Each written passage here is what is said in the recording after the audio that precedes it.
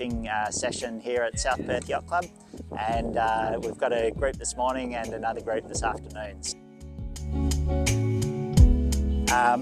I have it so that I leave the front one in the same place the whole time and just move the back one. So in light winds, it'll be like that, and then when it's howling, I have it back about there. Also, the length's quite important. So, you know, you'll know if they're too long because you'll be in the harness and you feel you can't put all your weight on it. So you know when they're too long, don't you? Yeah.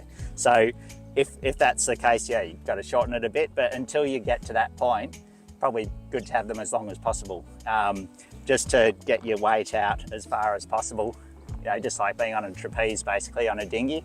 As the wind changes, you're trying to keep the mast upright all the time is a good thing to aim for, I think. So in light winds, you end up with the mast to leeward, whether you like it or not. Okay, so in that case, you're trying to keep the rig really close to you, just trying to keep the mast upright.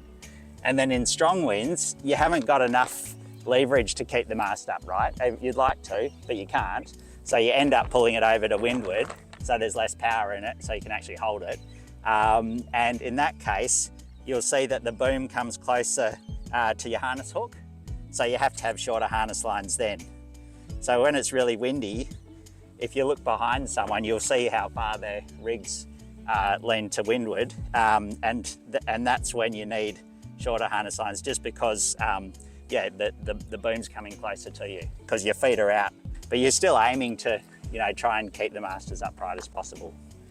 The draft moves a lot on these sails. The RSX we used to leave at harness lines in exactly the same position, and the rig would twist off and it would just stay in exactly the same position in 30 knots, so it was amazing.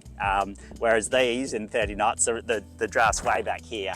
So you've got to move your harness lines back, and then you'll find that yeah, so it's quite unstable then because the draft's way back and you're way back.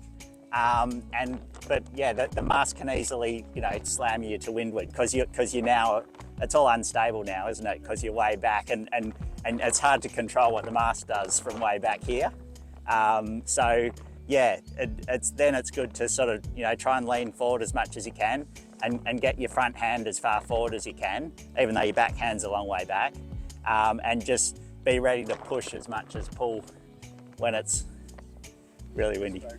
But yeah, really good if you haven't already got adjustable harness lines. They'll help your sailing a lot, I think, because you can just adjust them until you get a length that's comfortable for you, rather than just sailing with something that's uncomfortable all the time. So yeah, so that's worth doing, I think. And tie a knot in them. Some people don't tie a knot in the end, and it can just go straight through. But yeah, if you tie one knot, it'll stop it going through, and if you tie 2 knots, then it's easier to grab when it's at the end. Then you just grab the other knot.